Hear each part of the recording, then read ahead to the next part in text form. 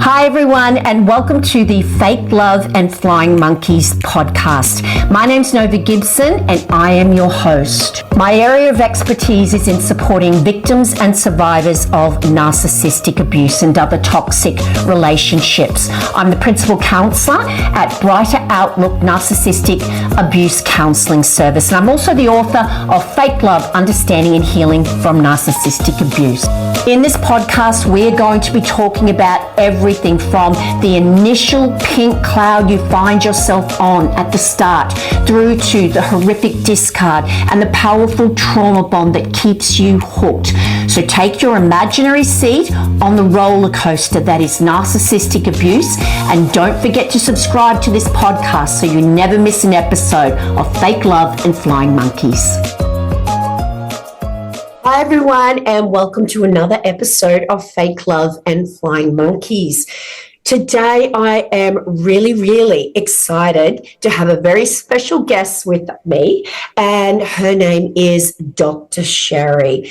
Now, the reason I'm so excited to have Dr. Sherrie here is because her area of expertise is in working with people who have been in a toxic family or who have managed to break away from that toxic family cycle. She is, Dr. Sherrie is a licensed clinical psychologist who specializes in helping healthy people cut ties with the toxic people in their lives.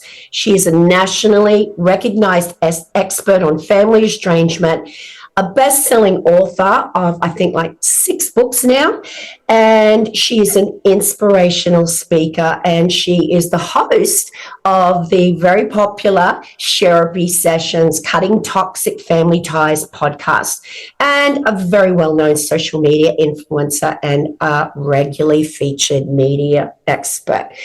Welcome, Sherrie. Thank you so much for joining me. Thank you so much. You bet. And I'd love to add in there that I did a TEDx talk. So that in case any of the listeners want that, I can send you the link and you can put that in the show notes. It's been out for about 4 months and we have over 100,000 views. So that's a complete dream come true, and very proud of that. And it's been so well received, and it's called Not All Parents Are Good. Oh my goodness! Congratulations, Sherrie. Thank you. What an amazing feat! Just incredible. And obviously, you were chosen to do that because you are just so experienced in this, and of course, so passionate about it. Now, that was going to be my first question for you. Why did you choose this area? Why are you so passionate about helping people to break away from toxic families? Yeah, I didn't really choose my message. My message chose me. Yeah. I was raised in a highly toxic family. I don't have immature parents. I have cruel parents, very sadistically cruel parents. There's 9 marriages between them.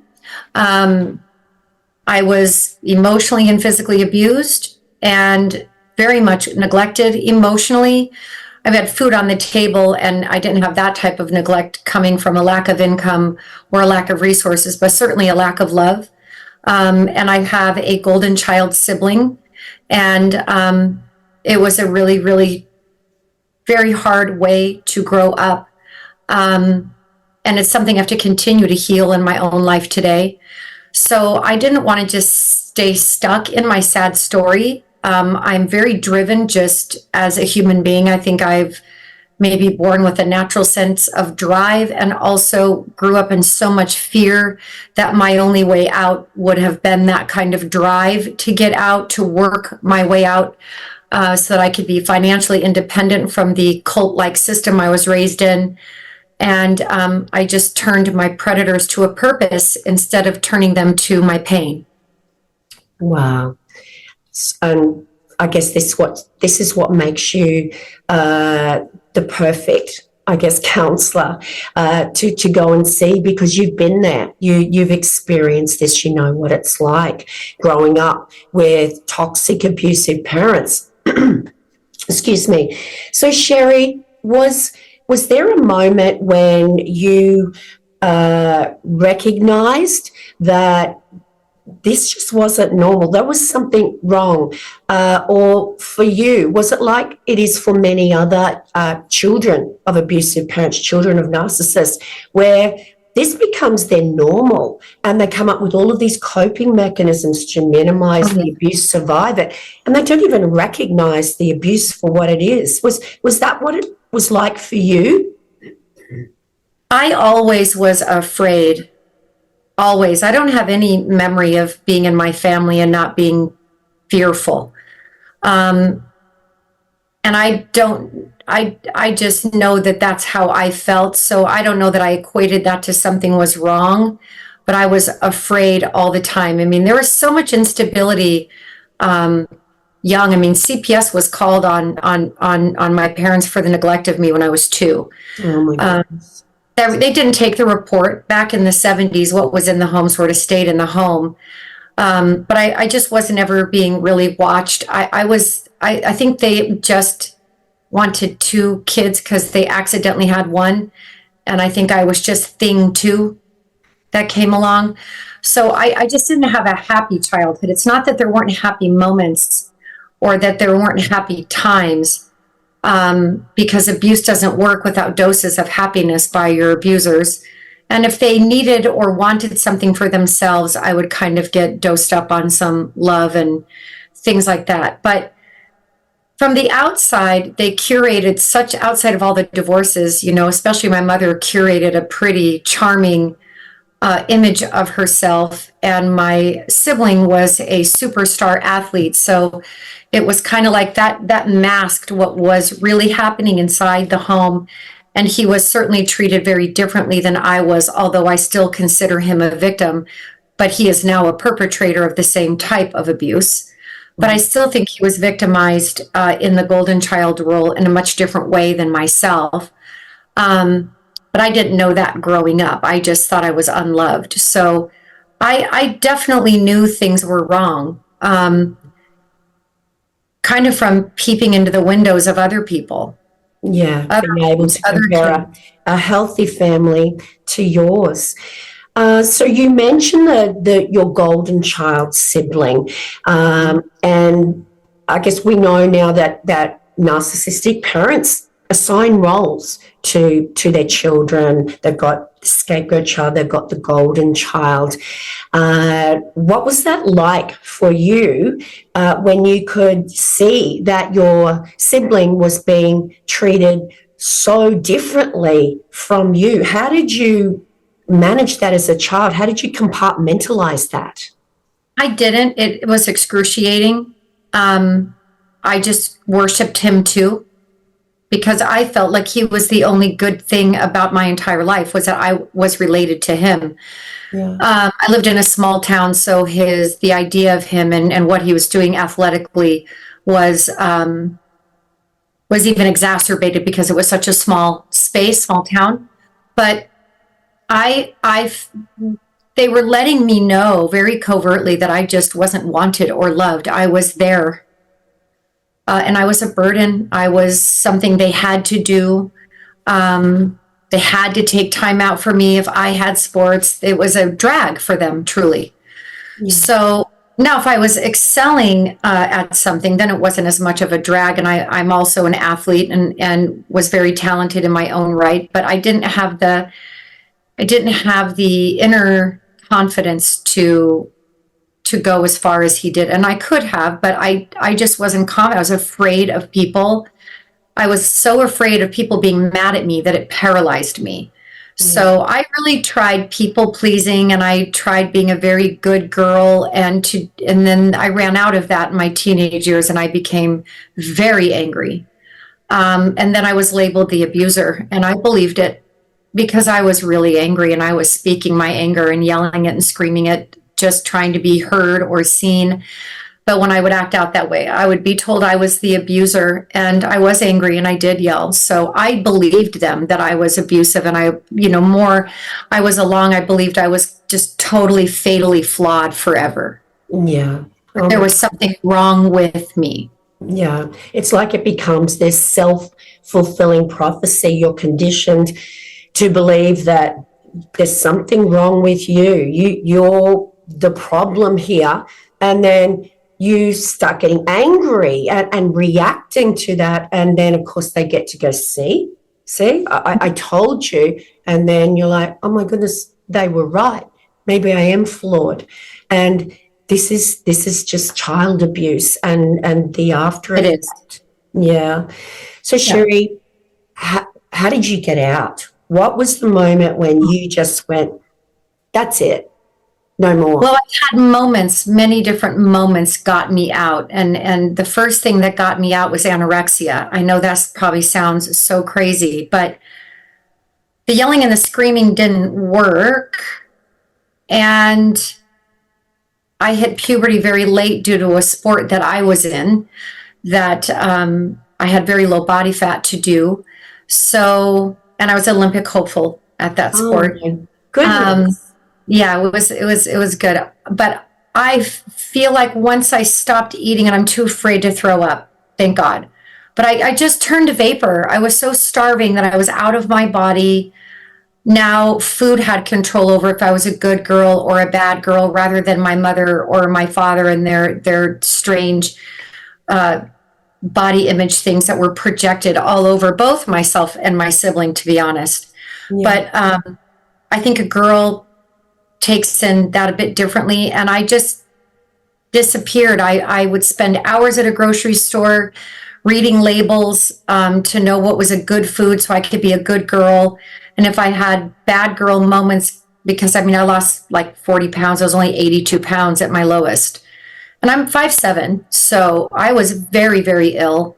But I lived on a jar of honey. I did not know the body needed sugar if it was starving and it needs salt, and I would lick potato chips and not eat it. So I did strange things, and it for 2 years, it really kind of, I went from being all F's in school to all A's, 82 pounds. I lived in a winter place, so I could pack on leggings underneath, my long underwear underneath my jeans.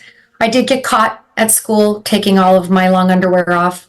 So then I got into therapy, and that woman was life-changing for me. And I was with her for 3 years, and then I went to college. So I had space.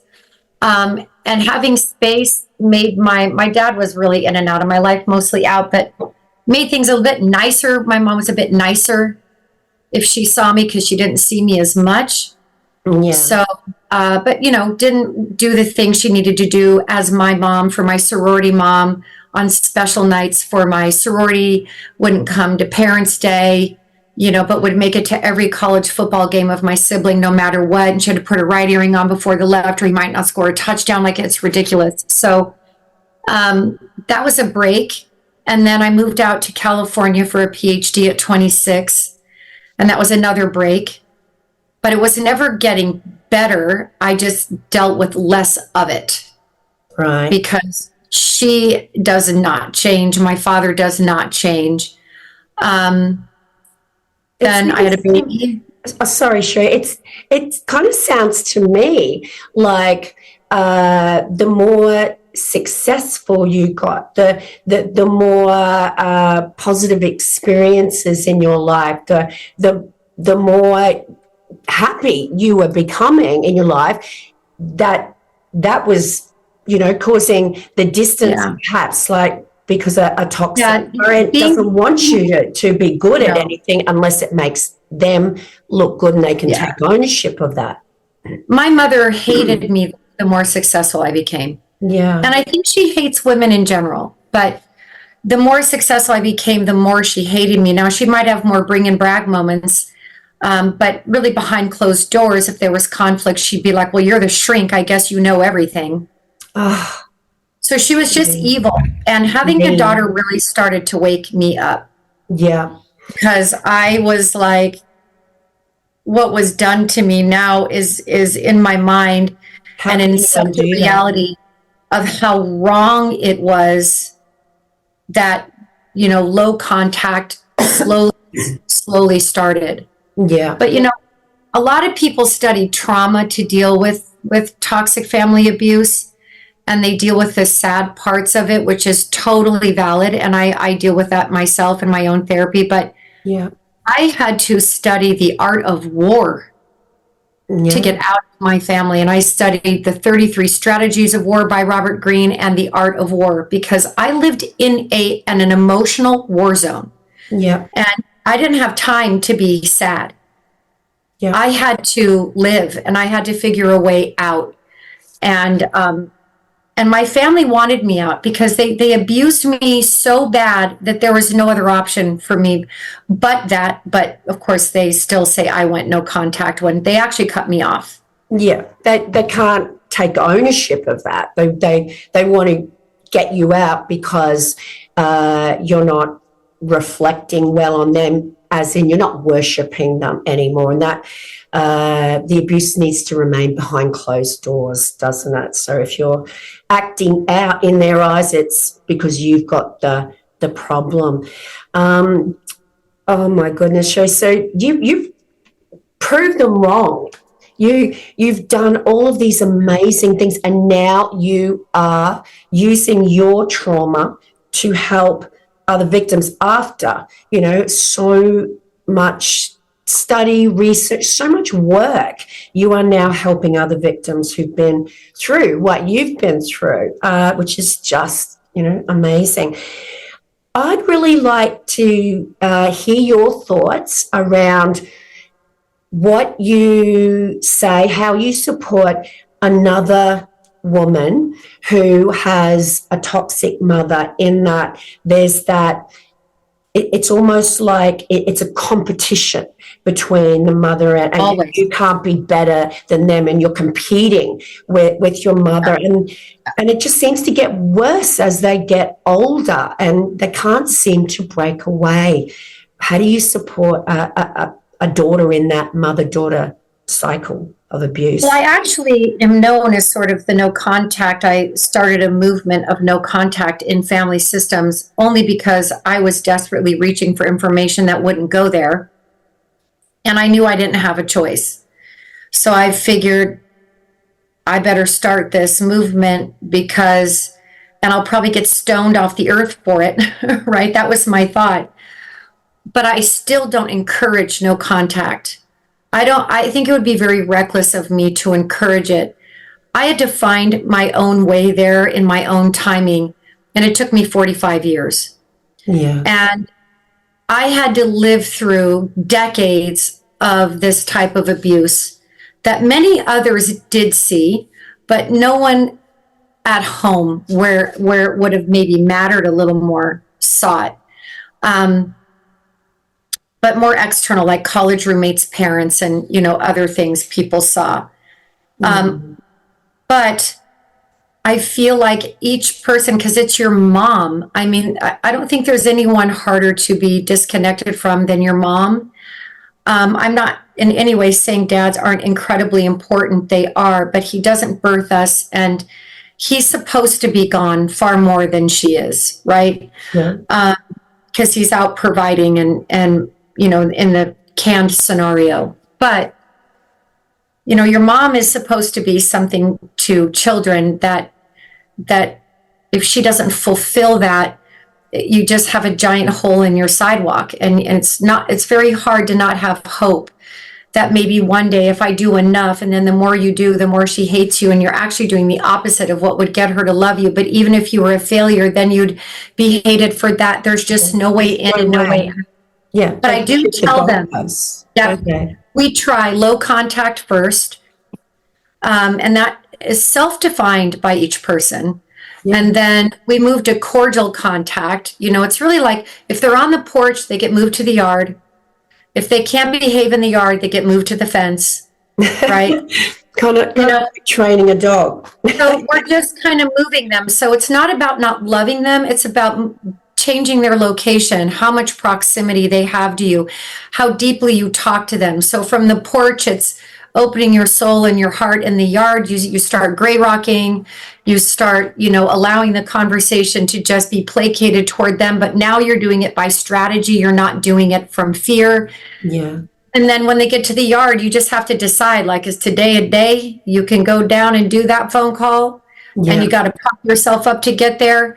And what most people find is nothing works. Nothing but no contact at the end of the day works. Yeah. Because they want war. They want war. They don't want gray rocking, peaceful conversations. They like it for a minute, but then they start to pick up on, like, they're not getting the fuel and the supply that they want from you. You're not acting out. They just, defecated in your yard and they left. And then I you're love like, that analogy.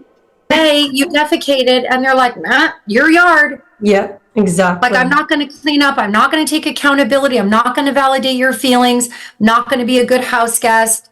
Yeah. So you got to move out.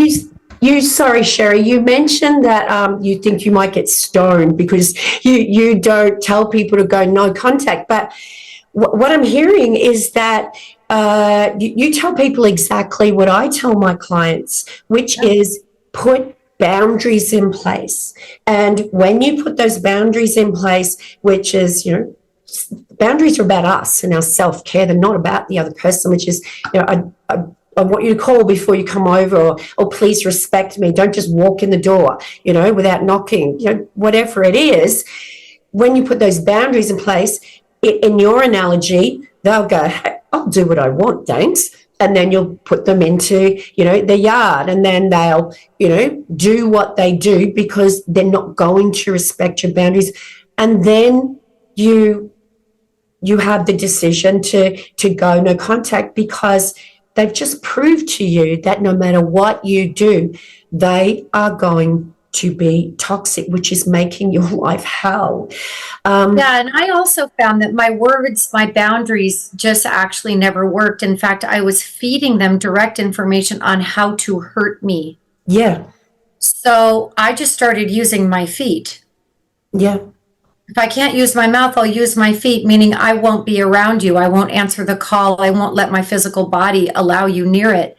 Yeah. And they don't go away. I'm 8 years no contact. And what I have now in my neighborhood, outside my porch, there's this picket line, and they're all out there marching with their flying monkeys, how much they hate me, what a liar I am.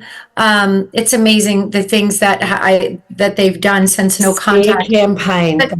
I don't care about them anymore. I don't care that they're in my neighborhood.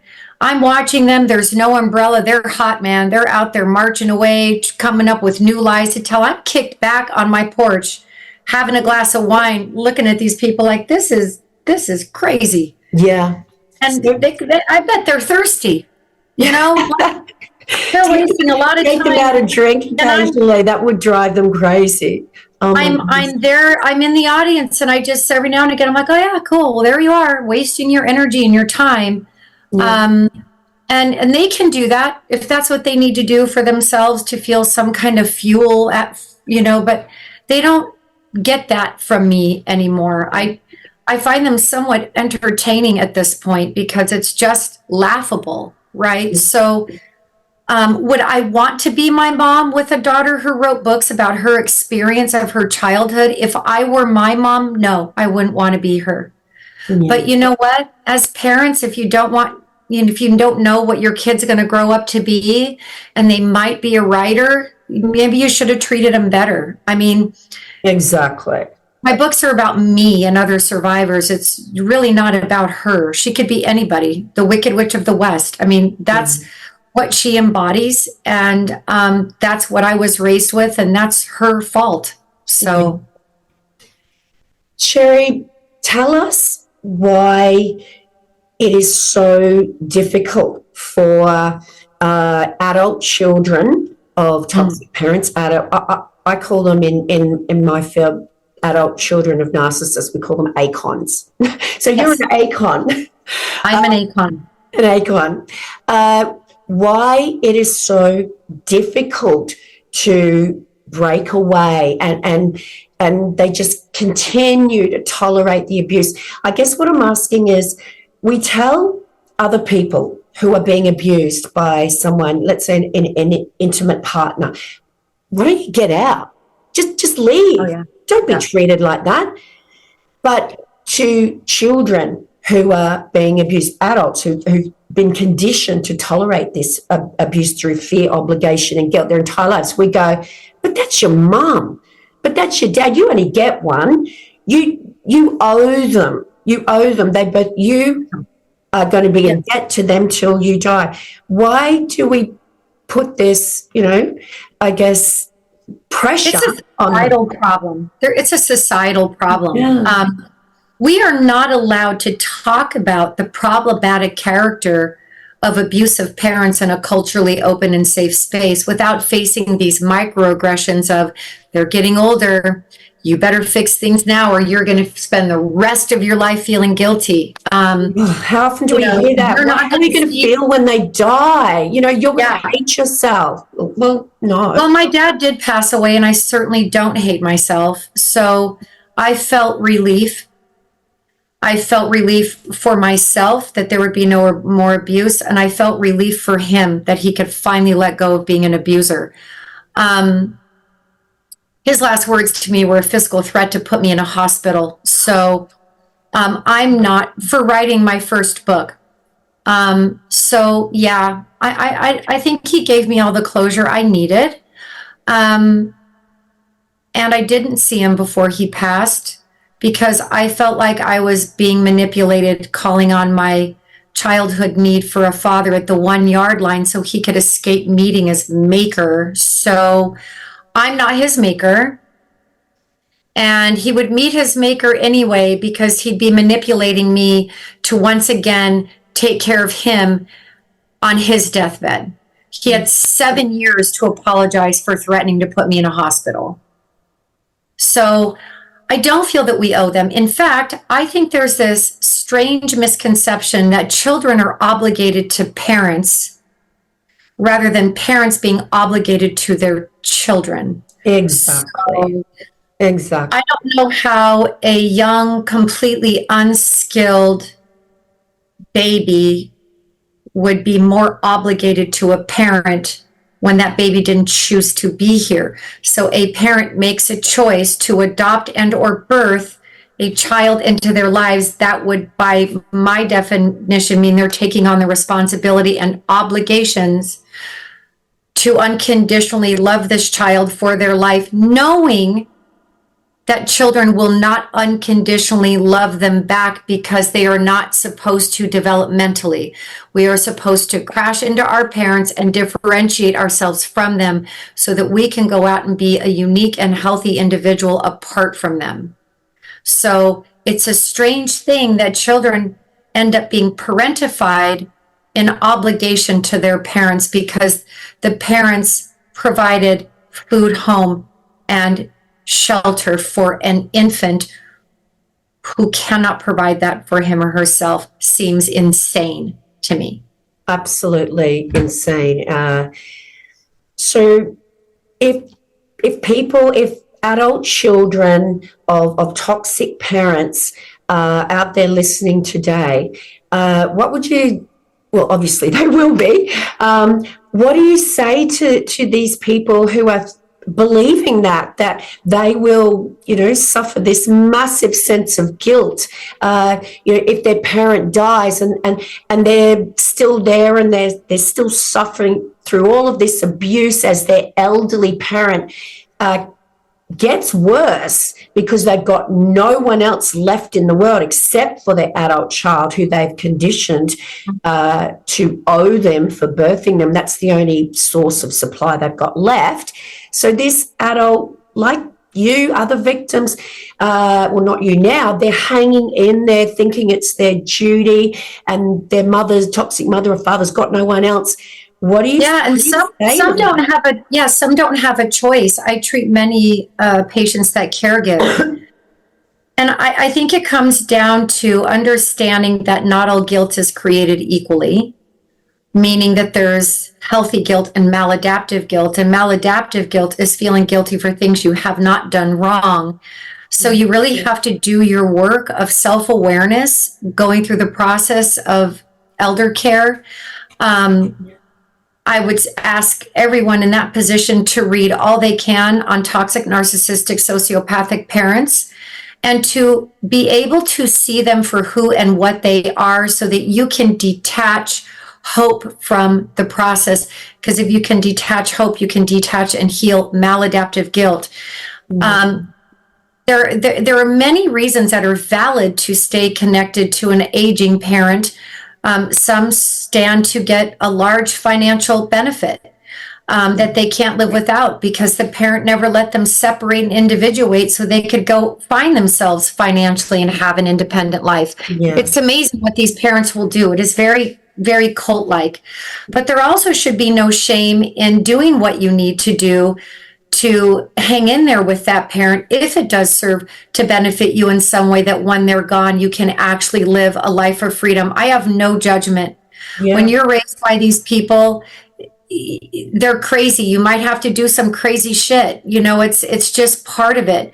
But I think that feel that guilt, deal with it, and then heal it. My new book really unpacks maladaptive guilt, and it really differentiates healthy parenting from toxic parenting. And that book is this book here.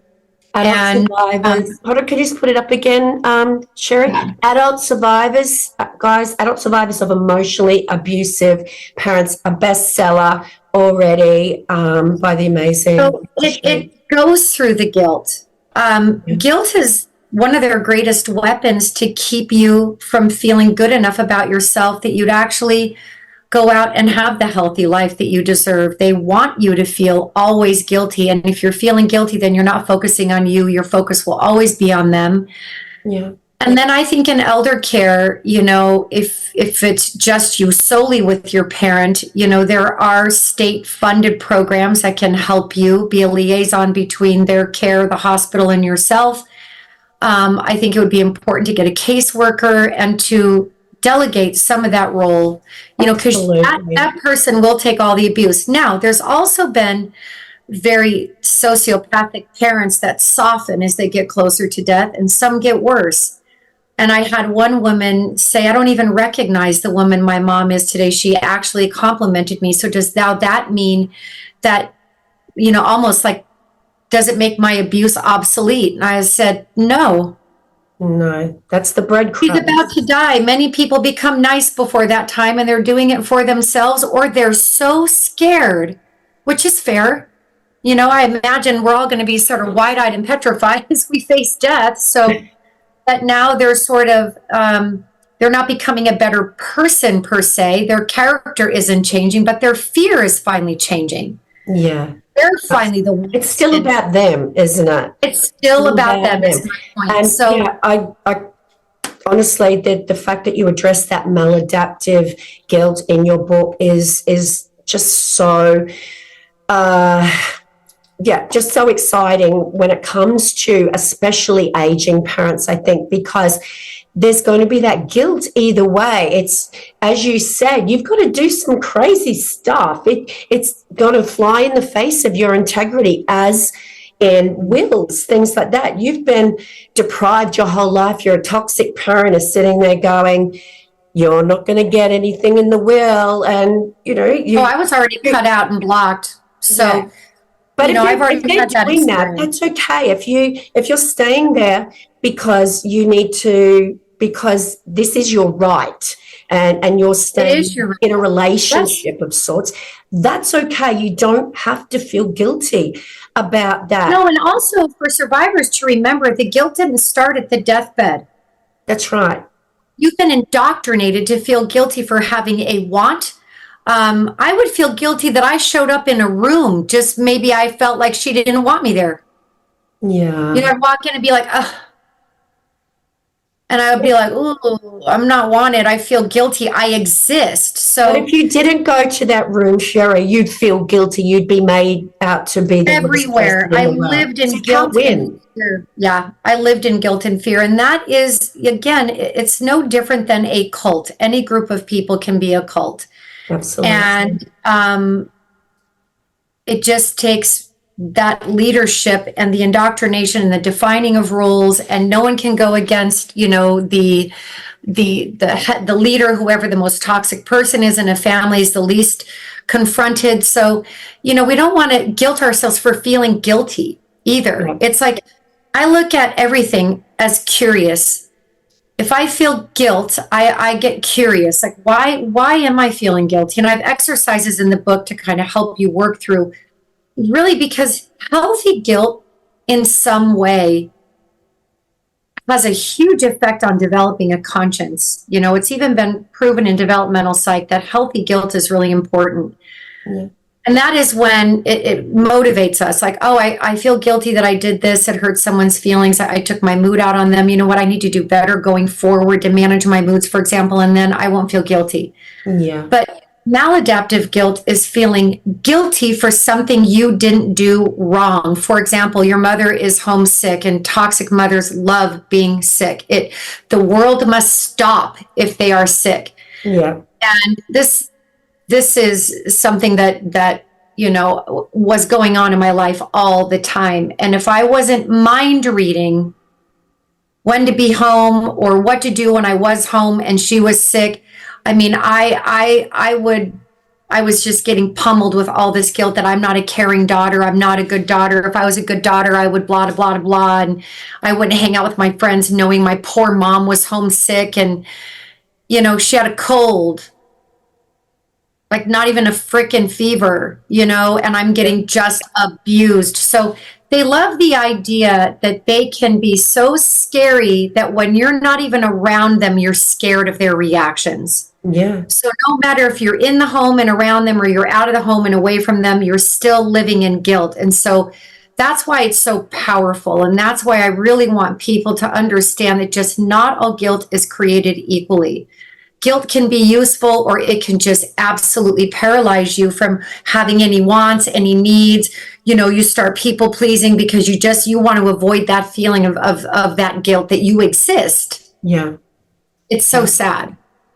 Absolutely. So how do you support your beautiful clients, Sherrie, who are not being able to deal with the guilt that's been placed on their shoulders from society when the abuse has remained behind closed doors? So, we tell people, as I said before, to leave if, they're being abused, but we tell people in a toxic family to go back.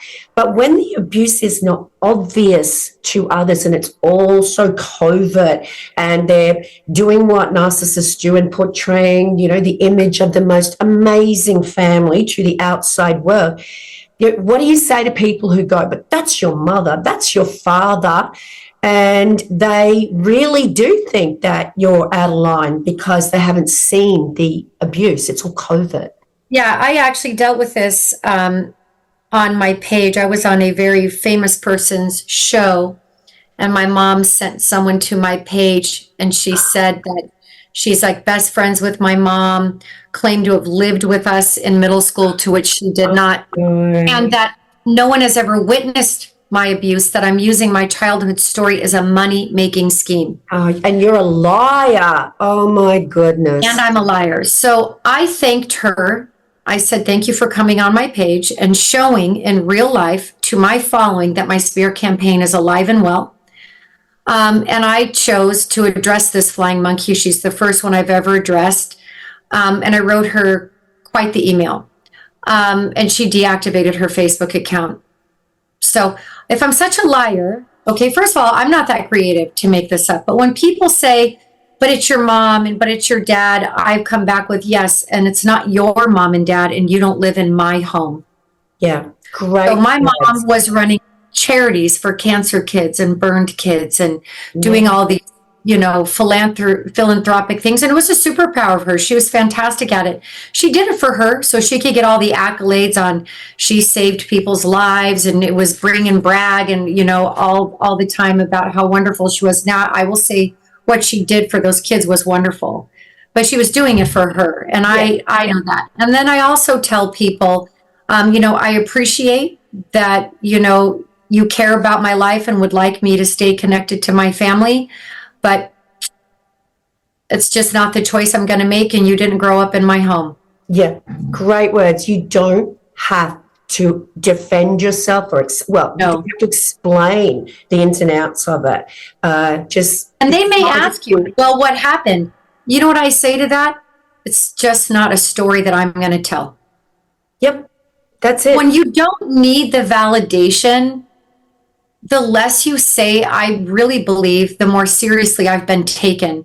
When I was in my space of over explaining and trying to justify why I wasn't bad and all this stuff, it just, people's ears would turn off. The less I say, the better. I even once said to someone, but it's your mom, she loves you. And I said, do you know that for sure? How would you know? Exactly.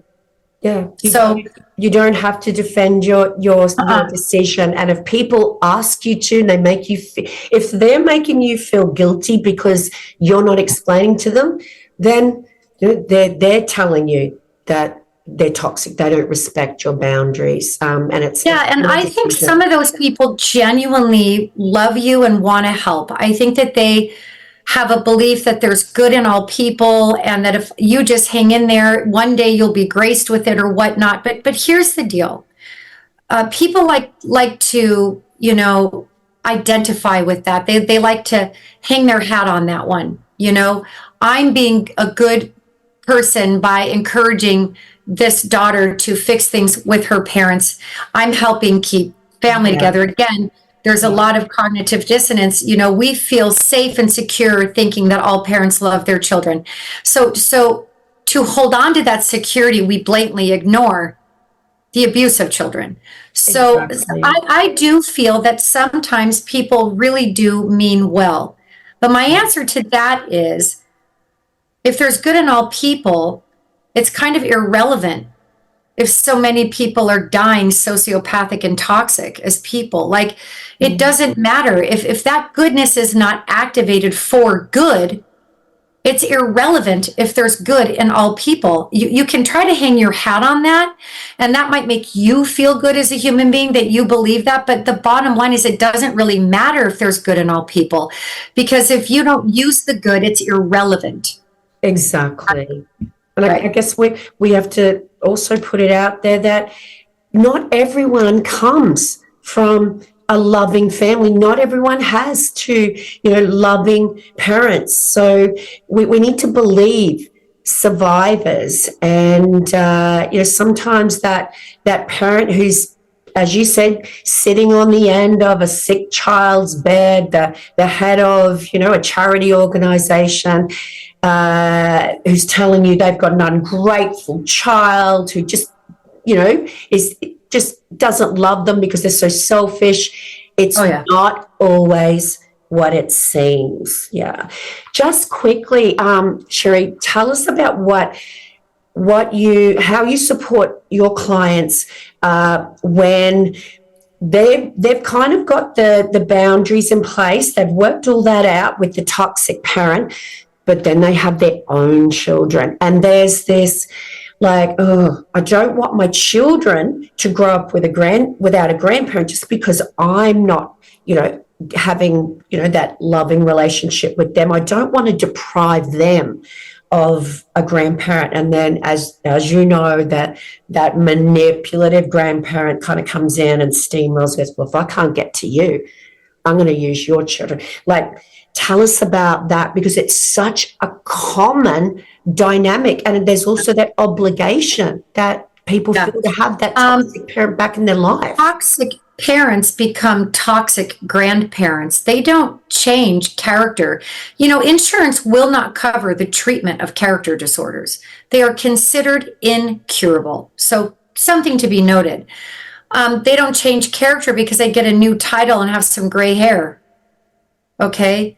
Toxic parents make toxic grandparents, and you should protect your children at all costs.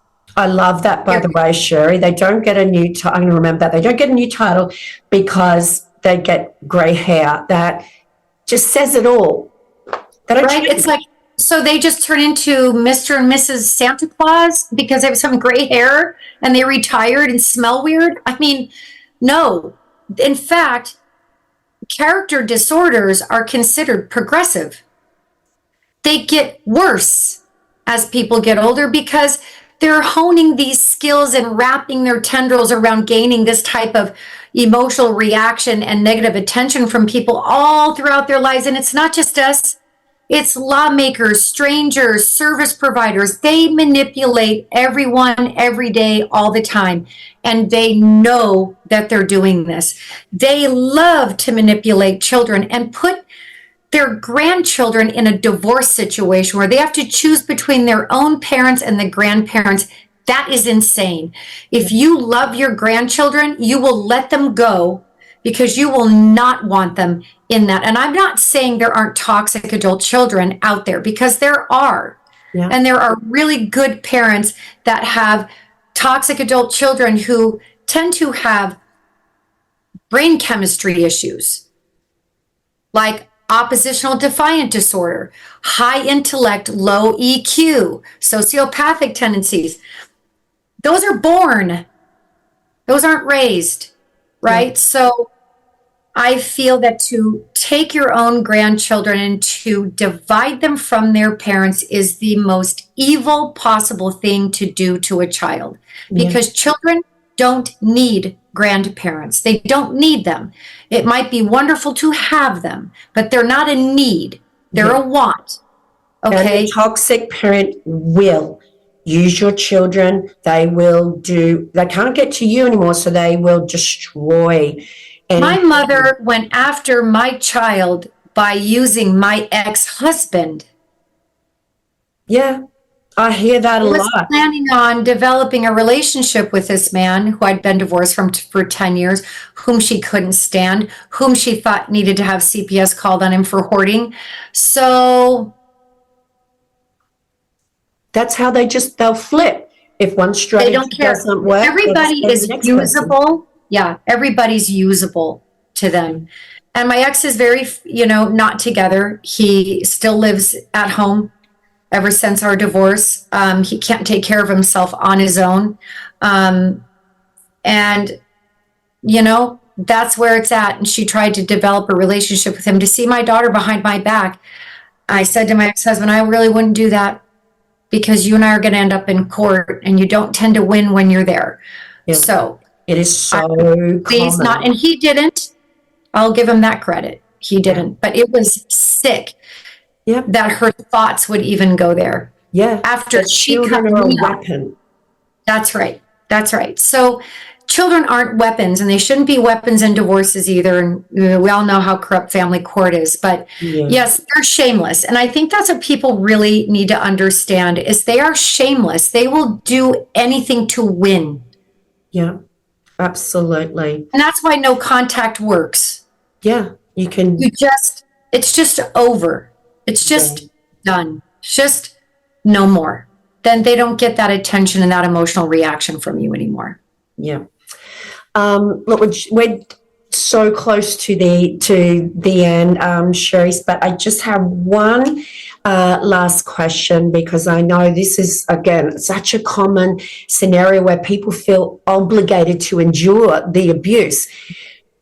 How do you support clients when they've got, let's say, the golden child, they're married to the golden child, who's still the scapegoat child, like you, more likely to be able to escape. The golden child has their own form of abuse and is more likely to be pinned to that parent forever.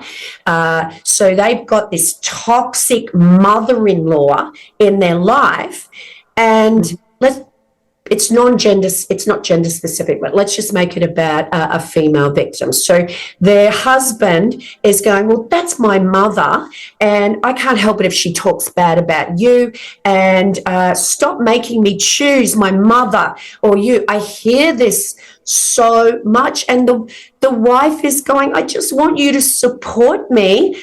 And he's going, well, I'll just go over there by myself. You don't have to go over there. And all the while listening to this entire family treat his wife like garbage, and she's forever trying to please this toxic mother-in-law. Oh, my goodness. I hear it so much. How do you support that? Get out. Yeah. I'm kind of a no bullshit. Yeah. Because that dynamic, if you see that he's never going to change it, what's the difference between that and being cheated on? Yeah. I mean, you're being betrayed behind your back so deeply, and maybe even worse than cheating in some way, because this woman who can't let go of her son is winning. Okay. I've seen this. I've seen this in my own family with my mother to the daughter-in-law is just wicked. And they team up on her. And you can stay and think that, but does this man really love you? Is that love? Love wouldn't betray you that way. You have to realize that loving him isn't going to change him. And if he is pseudo married to the mother and she can't let him separate, then you deserve to be with a man who will genuinely love you, know how to put you first, and make you a priority. And is that hard? Yes. Will I support their grief work? Yes. Will I support them to stay in that dynamic? I can support them as much as I can, but I will never not tell them the objective truth that this is a form of just emotional cannibalism, and they're eating her alive and essentially ganging up on her. Yeah. And making her the problem. She needs to get out. To get out. Thank you. And if he changes after that because he wakes up, yeah. I had a couple in that situation separate. And she actually, at the separation, he did a lot of change work. But when she got perspective and she got out, because there's such a thing called hysterical trauma, like a hysterical bond. You're so hysterical that you're going against everything that says, don't attach to this man anymore. He doesn't have your back. He needs to be on your team. Yeah. And she was staying, and she was just got so dialed into this competition and this tug of war of him. And of course, he's getting all kinds of attention, that she was wanting him more and more, the more that he was not defending her. And that's just a hysterical trauma bond. Yeah. That you're in such fight or flight that you're actually making insane decisions and you're doing it. So she got out. He did a lot of work, but that perspective and what she went through, she couldn't get past it, and they did divorce. Yeah. They co-parent very healthfully together. I think he'll be better for the next woman, but you're not going to win there. And I don't want you to be attached. I wouldn't want my clients to be attached to winning an unwinnable. Yeah. So it's hard. A healthy mother-in-law would expect you to be the number one person in her son's life. She would want to step off the pedestal and want him to be happy. And of course, a healthy partner should be going, don't talk about my wife like that. They should be defending you, not making you tolerate their abuse because that's their mother. They don't get free rein to speak badly about you. Yeah, that's right. Yep, it's right. And I feel like it's such a painful dynamic to be in because you marry someone, you just want more family, you want more love, you want more of all the good things that can bring. And unfortunately, just takes one toxic person to just destroy an entire group of people.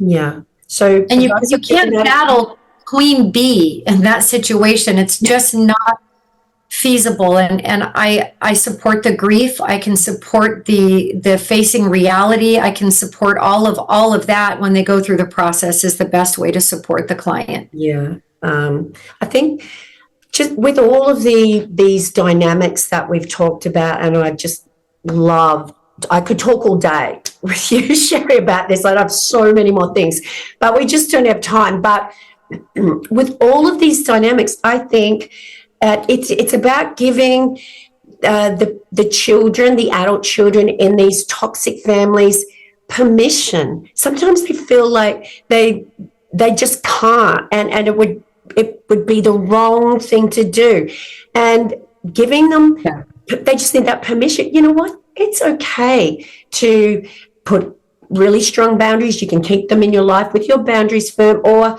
you can go no contact. No one has the right to abuse you. And just because you're related to someone through DNA, you've got this DNA in common, that doesn't give them a right to abuse. And I end my TED Talk with this. DNA should be defined differently than genetic family bonds that cannot be broken. DNA should mean do not abuse.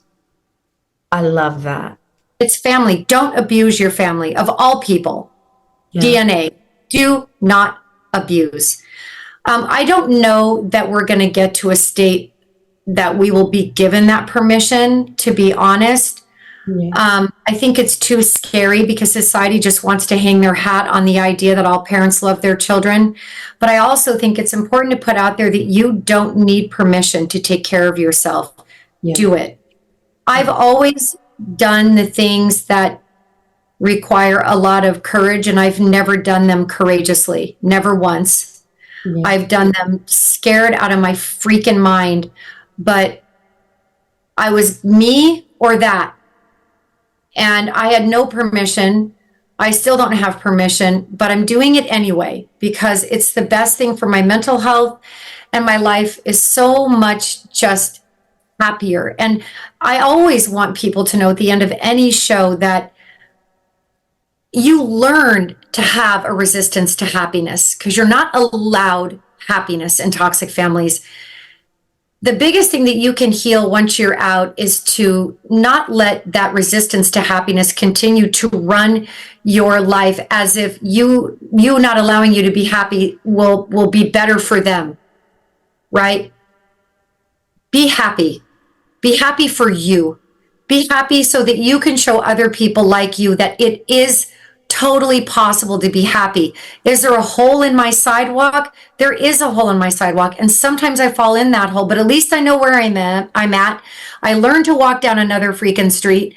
And I think it's just really important to recognize that you have the potential to be far happier out from under an abuser than ever staying connected. Your authenticity will bring you a happiness that attachment cannot. Yeah.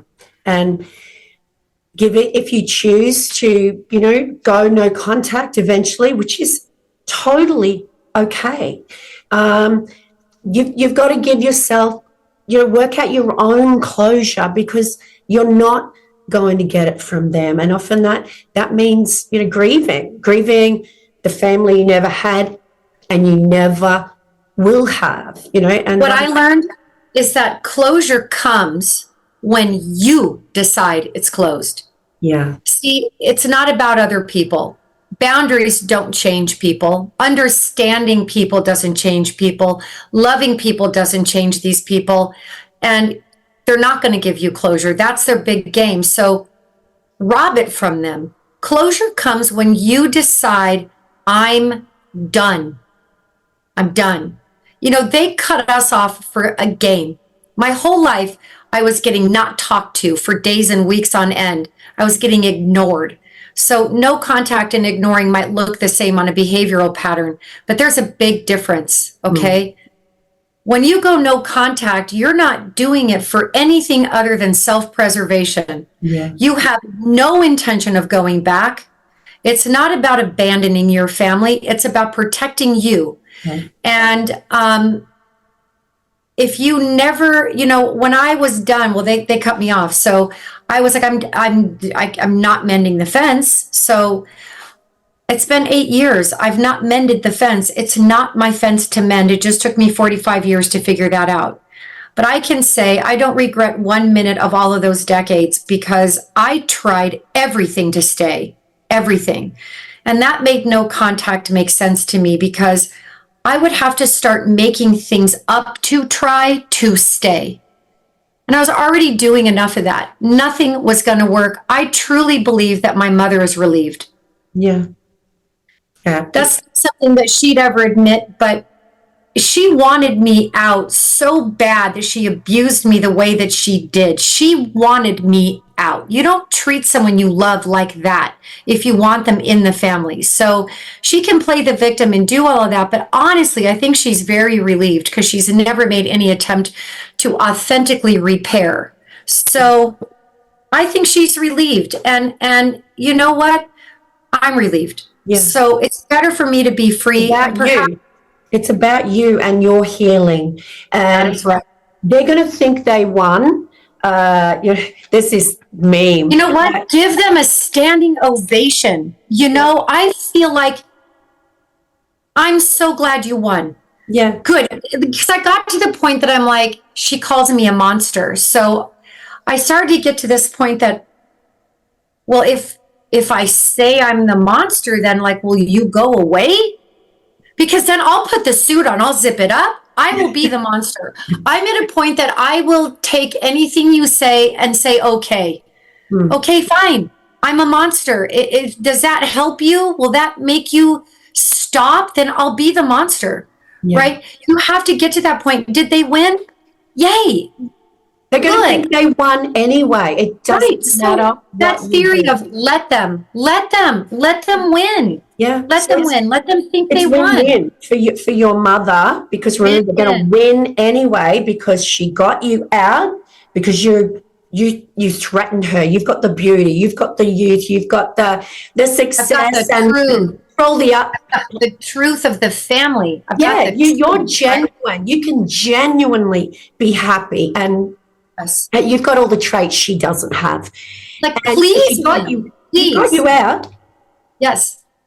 Sorry, she got you out, and now because she's spent so much time portraying to the world this image of being the most amazing mother and upstanding citizen. So she got you out, and now she gets to go.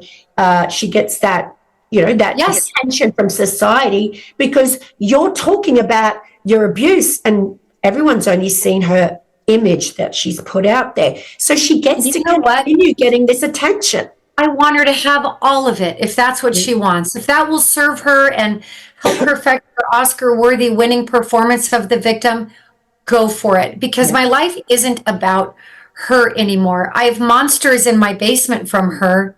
I'm not important. I'm not wanted. I'm not good enough. I don't deserve love. I'm not lovable. I'm abandonable. Like, I've got all those monsters, and they're in my basement. We have conference calls. We have basement meetings, right? I'm writing a workbook on all that right now. But if that's what she needs, and that will keep me safe, and have her leave me alone, like I said, get in my picket line, join her. I'm at a point that I'm just very indifferent to it. I'm living my life. I've got wonderful people in my life. I've got so much love. I love my career. I love that I'm able to touch other people or make them feel some kind of, they're not alone. I felt alone for 45 years, and I've paid my dues. So I don't hate her. I don't have any desire for revenge. All of that takes so much energy. I don't want her to suffer. I don't want anything for her like that. I just don't want her in my life, and I got her out. And I think she's relieved, and I think that makes me happy for her. And I'm relieved because I finally have a shot at my dreams and at being happy. And I have this wonderful journey of pain that's in my basement that is inspiring to me every day. Because I do have a lot of hang-ups, and I was financially abused, so I don't like to owe anybody anything. And I've got all these things that go on, and now I'm just curious about them, and I write about them, and I'm finding that I am just not alone at all. I have this huge community I had no idea that I would find, and I feel so lucky. Yeah. I feel so lucky. I don't give them credit for what I've survived. I give that to me. But at this point, I accept my circumstances for what they are. And every now and again, I want them to be different, but acceptance has been far more powerful for me than forgiveness. Acceptance keeps me in reality. Yeah. And reality is much better than a false hope. So I'd rather stay here where it's real and the truth is. Yeah. Oh my goodness. Well, Sherrie, I'm so sorry that you had to go through that. It's not fair that children have to endure that and have to go through all the trauma that you had to go through. But I'm so glad that you are able now to be the therapist you are, in spite of that. But you're also the best therapist because you've been there. How can anyone have more empathy than someone who's literally walked in your shoes?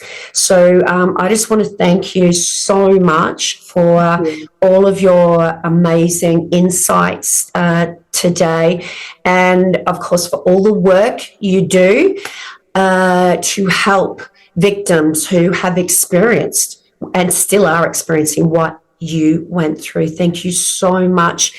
Can you tell our listeners today where they can contact you and where they can get your book? And Yes, I would go to my website, drsherriecampbell.com. Everything is accessible there. And then I'm Dr.Sherrie on Instagram and TikTok, which I'm not very good at TikTok yet, but I'm trying. No, and then on Facebook, I'm Sherrie Campbell, PhD.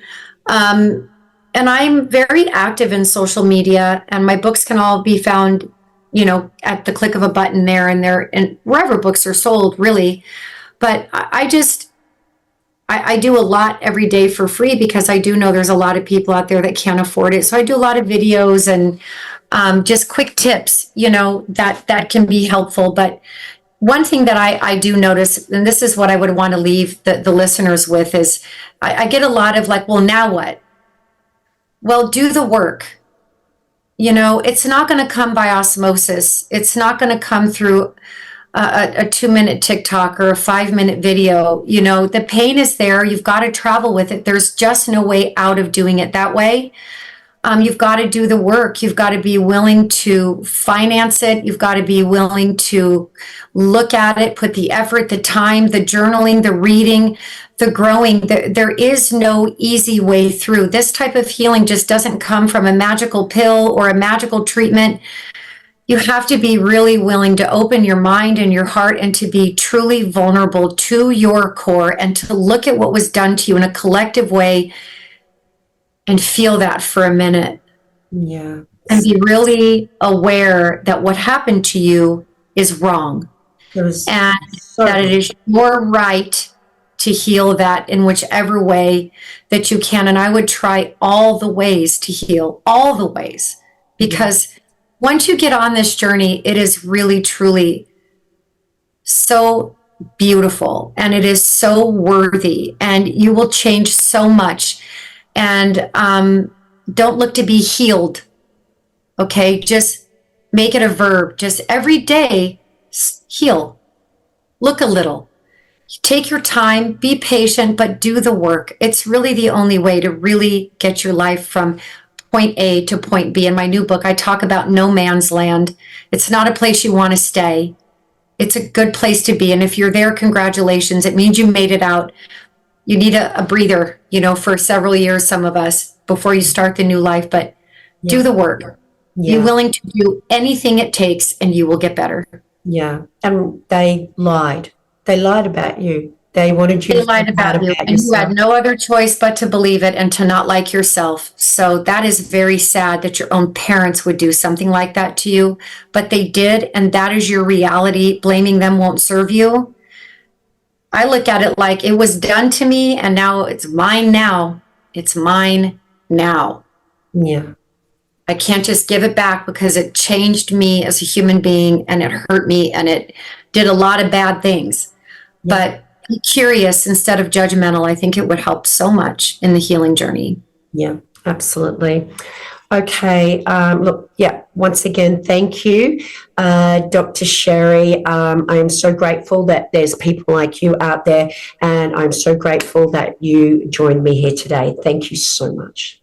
Thank you so much. And that brings us to the end of another wonderful discussion. Oh my goodness, how I enjoyed chatting with the lovely Dr. Sherrie. She just has some amazing insights, and I urge you all to please follow her podcast and, of course, her Instagram channel.